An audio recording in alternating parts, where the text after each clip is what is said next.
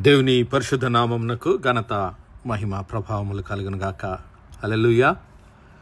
ఈ అనుదిన బైబిల్ ధ్యానములకు మీ అందరినీ మన రక్షకుడు ప్రభు అయిన యేసు క్రీస్తుల వారి పరిశుద్ధ నామములో ప్రేమతో ఆహ్వానిస్తున్నాను. ప్రియులారా, యేసు క్రీస్తు ప్రభుల వారు దేవుని రాజ్యమును గూర్చినటువంటి మర్మములను అనేకమైనటువంటి ఉపమానాల రీతిగా తన శిష్యులకు, తన యొద్దకు వచ్చినటువంటి జనులందరికీ ఆయన బోధిస్తూ ఉన్నాడు.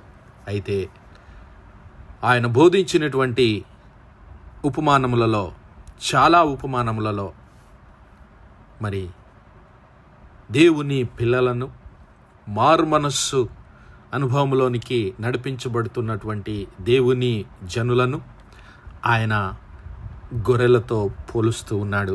గొర్రెలతో పోల్చి చక్కటి ఉపమానాలు ఆయన బోధించాడు. తప్పిపోయిన గొర్రెలను గురించి, అలాగే మరి దేవుని బలి అర్పించడానికి ఇవ్వబడినటువంటి గొర్రెపిల్లను గురించి, అలాగే చెదిరిపోయినటువంటి గొర్రెలను గురించి, మరి దారి తప్పిపోయినటువంటి గొర్రెలను గురించి అనేకమైనటువంటి ఉపమానాలు బైబిల్ గ్రంథంలో మనం చూడగలం. మరి ఎందుకు పరిశుద్ధ లేఖనాల్లో దేవుడు గొర్రెలతో తన పిల్లలను పోలుస్తూ ఉన్నాడు? గొర్రెలకు తనకు ఉన్నటువంటి ఆ యొక్క సంబంధాన్ని ఏ విధంగా దేవుడు మనకు తెలియజేయాలనుకుంటున్నాడు? ఎందుకు మరి ప్రాముఖ్యంగా గొర్రెలతోనే పోల్చడం జరిగింది దేవుని ప్రజలను, దేవుని పిల్లలను అని ఆలోచిస్తున్నాం. అయితే మత్తయి సువార్త 9వ అధ్యాయము 35 నుంచి 38 వరకు ఉన్నటువంటి లేఖన భాగాల్లో అక్కడ రెండు విషయాలు మనకు కనబడుతూ ఉన్నాయి. యేసు క్రీస్తు ప్రభుల వారు సమాజ మందిరములలో బోధించుచు, దేవుని రాజ్య సువార్త ప్రకటించుచు, ప్రతి విధమైన రోగములను, ప్రతి విధములైన వ్యాధిని స్వస్థపరచుచు, సమస్త పట్టణముల యందును గ్రామముల యందును సంచారము చేసెను.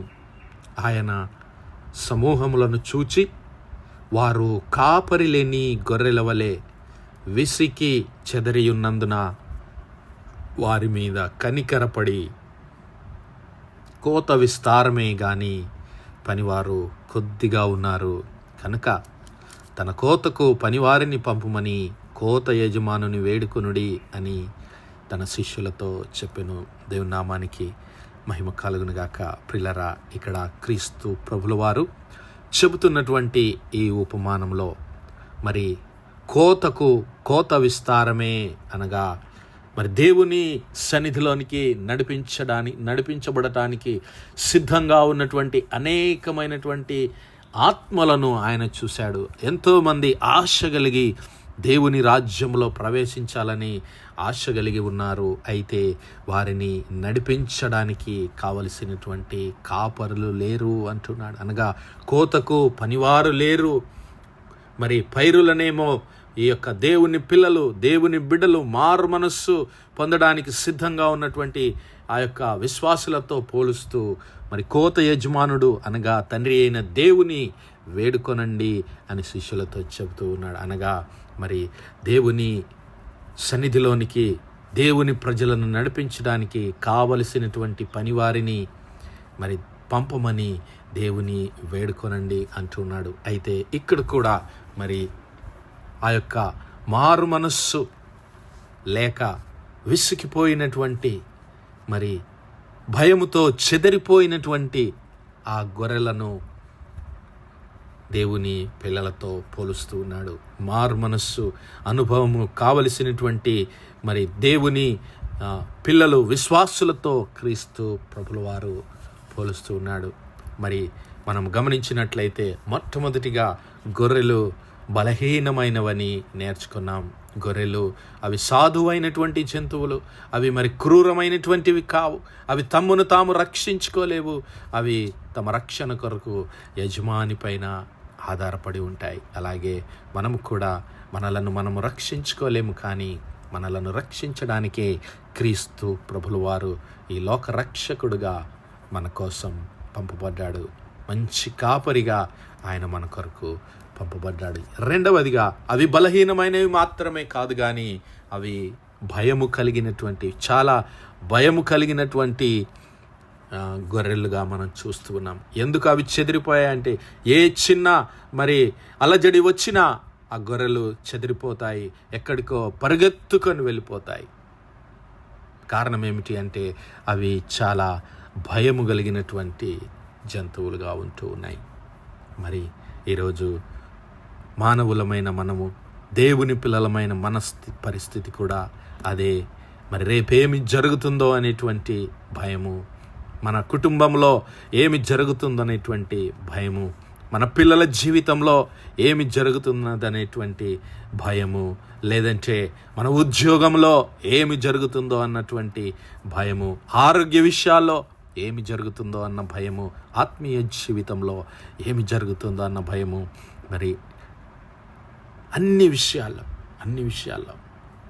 భయము భయము భయము. ఈ లోకంలో ఎక్కడ చూసినా భయంకరమైన పరిస్థితులు, ఆర్థిక ఇబ్బందులను బట్టి, రాజకీయ పరిస్థితులను బట్టి, సామాజిక పరిస్థితులను బట్టి, కుటుంబ పరిస్థితులను బట్టి, వ్యక్తిగత జీవితాలను బట్టి ఎక్కడ చూసినా మనకు కలిగేది ఏమిటి అంటే భయము ప్రియులారా. అయితే దేవుడు ఆ భయములన్నిటి నుంచి మనలను విడిపిస్తానంటున్నాడు, ఆ భయములన్నిటి నుంచి మనలను తప్పిస్తానంటున్నాడు. ఇదిగో వారు ఆయన వైపు చూడగా వారికి కలిగిన భయములన్నిటిలో నుండి దేవుడు వారిని తప్పించాడని కీర్తనకారుడు చెబుతూ ఉన్నాడు. దావీదు కీర్తనలో ఈ విషయాలన్నిటినీ మనం చూడగలుగుతాం. దావీదు కీర్తనలో మనం గమనించినట్లయితే నాకు కలిగిన భయములన్నిటిలో నుండి ఆయన నన్ను తప్పించనంటున్నాడు. 34వ దావీదు కీర్తన 4వ వచనంలో, ఇదిగో నేను యెహోవా యొద్ద విచారణ చేయగా ఆయన నాకు ఉత్తరం ఇచ్చెను, నాకు కలిగిన భయములన్నిటిలో నుండి ఆయన నన్ను తప్పించెను. నా సహోదరుడా, నా సహోదరి, ఈరోజు ఎందు విషయంలో నీవు భయపడుతున్నావు? దేనికి నీవు భయపడుతున్నావు? పరిశుద్ధ లేఖనాల్లో అనేక సార్లు, దరిదాపు 365 మార్ల కంటే ఎక్కువ సార్లు, దినమునకు ఒక్క మారు నీవు లెక్క పెట్టుకున్నా 365 పర్యాయముల కంటే ఎక్కువ మార్లు భయపడకము అనేటువంటి దేవుని వాగ్దానము మనకు కనిపిస్తూ ఉన్నది. పిల్లరా, కీర్తన 23వ దావీదు కీర్తన మనందరికీ తెలిసినటువంటిది. గాఢాంధకారపు లోయలో నేను సంచరించినను ఏ అపాయమునకు భయపడను, ఎందుకు భయపడను అని దావీదు అలాగ మాట్లాడుతున్నాడంటే, ఇదిగో నీవు నాకు తోడయ్యుందువు. హల్లెలూయా. ప్రియులారా, ఎప్పుడు నీ హృదయంలో భయము అంటే నీవు దేవుని వైపు చూడలేకపోతూ ఉన్నప్పుడు, యేసయ్య వైపు నీవు చూడలేకపోతూ ఉన్నప్పుడు, మంచి కాపరి, గొర్రెల గొప్ప కాపరి అయినటువంటి ఆ క్రీస్తు ప్రభుల వారి వైపు నీవు చూడలేనప్పుడు నీకు భయము. కానీ ఇక్కడ దావీదు అంటున్నాడు, నేను గాఢాంధకారపు లోయలో సంచరించినను ఎలాంటి అపాయమునకు భయపడను, ఎందుకంటే నీవు నాకు తోడయ్యుందువు. హల్లెలూయా. దేవుడు మనకు తోడయ్యున్నాడు. ఇమ్మానుయేలను దేవుడుగా యేసు క్రీస్తు ప్రభుల వారు మనకు తోడుగా ఉన్నాడు. నీ దుడ్డు కర్రయు నీ దండమును నన్ను ఆదరించునంటున్నాడు. ప్రియులారా, యెషయా గ్రంథము 41వ అధ్యాయము 10వ వచనంలో కూడా అక్కడ ప్రవక్త అయినటువంటి యెషయా ద్వారా కూడా దేవుడు ఇదే మాటలు సెలవిస్తూ ఉన్నాడు. ఇదిగో నీవు నా దాసుడవనియు నేను నిన్ను ఉపేక్షించక ఏర్పరచుకొంటిననియు నేను నీతో చెప్పి ఉన్నాను, నీకు తోడయ్యున్నాను, భయపడకుము. హల్లెలూయా. నీకు తోడయ్యున్నాను, భయపడకుము, నేను నీ దేవుడనయ్యున్నాను, దిగులు పడకుము, నిన్ను బలపరచువాడను, నీకు సహాయం చేయువాడను, నిన్ను ఆదుకొనువాడను, నీతి అను నా దక్షిణ హస్తం చేత నిన్ను ఆదుకుంటానంటున్నాడు. ప్రియా నా సహోదరుడా, నా సహోదరి, God is with us. He will strengthen us. He will help us. He will uphold us. ఆయన మనలను నడిపిస్తాడు, ఆయన మనలను బలపరుస్తాడు, ఆయన మనకు సహాయం చేస్తాడు. అందుకే మరి నీవు నేను చేయవలసిందేమిటి అంటే, ఇదిగో పరలోకమును విడిచి నీ కొరకు నా కొరకు భూలోకానికి అరుదించి కలువరి సిలువలో మనందరి కొరకు తన ప్రాణమును అర్పించినటువంటి యేసు క్రీస్తు ప్రభుల వారి వైపు నీవు నేను చూడవలసినటువంటి వారమై ఉన్నాం. ఆయన బలమందే, ఆయన శక్తి అందే నమ్మిక ఉంచవలసినటువంటి వారమై ఉంటున్నాం. 27వ దావీదు కీర్తనలో దావీదు అంటున్నాడు, యెహోవా నాకు వెలుగును రక్షణయునై ఉన్నాడు, నేనెవరికి భయపడదును. యెహోవా నా ప్రాణదుర్గము, నేనెవరికి వెరతును. మరి నా సహోదరుడా, నా సహోదరి, నీవు నేను కూడా జ్ఞాపకం చేసుకొనవలసింది ఏమిటి అంటే, యేసయ్య మనకు తోడుగా ఉన్నాడు. ఇదిగో జలములలో బడి నీవు వెళ్ళినప్పుడు ఆయన నీతో ఉన్నాడని మర్చిపోవద్దు. అగ్ని వంటి శ్రమల గుండా నీవు వెళుతూ ఉన్నప్పుడు అగ్ని జ్వాలలు నిన్నేమి చేయలేవంటున్నాడు.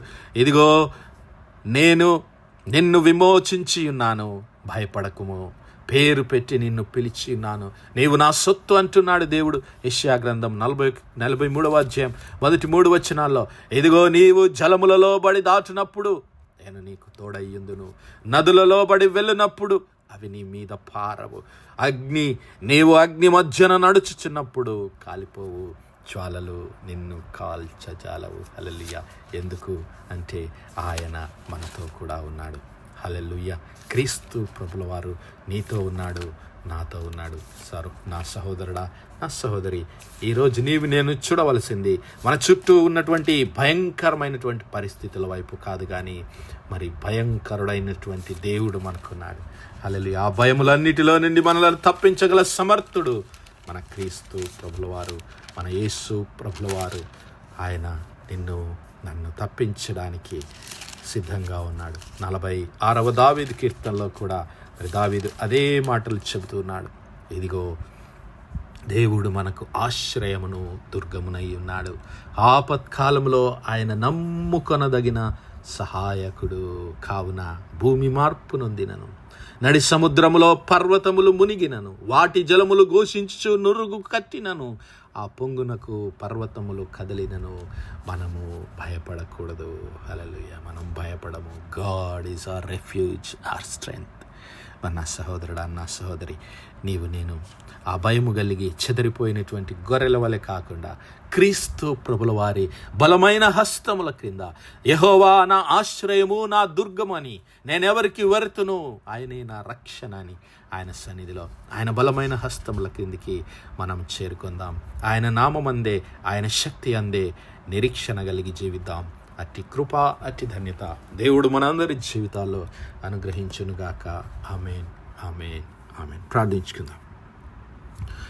హల్లెలూయా, హల్లెలూయా, హల్లెలూయా, హల్లెలూయా. స్తోత్రము, స్తోత్రము, స్తోత్రము, స్తోత్రము, స్తోత్రములు తండ్రి. అత్యంత కృపాభరితుడువు, అత్యున్నత సింహాసనంపై ఆసీనుడవైన మా ప్రియ పరలోకపు తండ్రి, కలిగిన మా దేవ, సైన్యములకు అధిపతి వగు మా యెహోవా తండ్రి, కృపా కనికరములు గల మా ప్రభువా, సూర్యోదయం మొదలుకొని ఇంత మటుకు మా తండ్రి మీ చల్లని రెక్కల నీడను భద్రపరిచి అయ్యా మరొకసారి మీ ప్రియ కుమారుడు మా ప్రభు అయిన యేసు క్రీస్తుల వారి పరిశుద్ధ నామములో దేవా మీ కృపా సన్నిధానంలో ప్రార్థించడానికి సజీవ లెక్కలో మమ్మల్ని అందరిని లెక్కించిన మీ ప్రేమకు వందనాలు, కృతజ్ఞతాస్తుతులు, స్తోత్రాలు, స్తోత్రాలు, స్తోత్రాలయ్యా. దినమెల్లా మీ యొక్క పరిశుద్ధాత్మ సహాయము, ఆదరణ, సహవాసము మాకు అనుగ్రహించి నడిపిస్తున్న తండ్రి, మీకే స్తుతులు, స్తోత్రాలు. అవునయ్యా, యెహోవా నా ఆశ్రయ దుర్గము, యెహోవా నా కాపరి, గాఢాంధకారపు లోయలో నేను సంచరించినను, నేను ఏ అపాయమునకు భయపడను. యెహోవా నాకు వెలుగును రక్షణ అయి ఉన్నాడు. యెహోవా నా ప్రాణదుర్గము, నా ఆశ్రయము, నా కొండ, నా కోట, నేను నమ్ముకొను నా దేవుడని. అయా మేము ఎల్లప్పుడూ మీ వైపు చూస్తూ, మీ ప్రియ కుమారుడైన క్రీస్తు ప్రభుల వారి వైపు చూస్తూ, మా ఆత్మీయ జీవితంలో అయా మీ బలమైన హస్తముల కింద మేము ఆశ్రయము పొంది మిమ్మల్ని నిత్యము వెంబడించే కృప మాలో ప్రతి ఒక్కరికి దయచేయమని అయా ఈ వర్తమానాలు వినిచిన మా ప్రియ బిడ్డల కుటుంబాలన్నింటినీ మీ బలమైన హస్తముల క్రింద మరి భద్రపరిచి బలపరచమని మహిమ, ఘనతా, ప్రభావాలు మీకే చెల్లిస్తూ మా ప్రభును మీ ప్రియ కుమారుడు మా రక్షకుడైన యేసు క్రీస్తుల వారి పరిశుద్ధ నామమును ప్రార్థించి వేడుకుంటున్నాం మా పరమ తండ్రి. Amen, amen, amen. God bless you all. Praise the Lord. Shalom.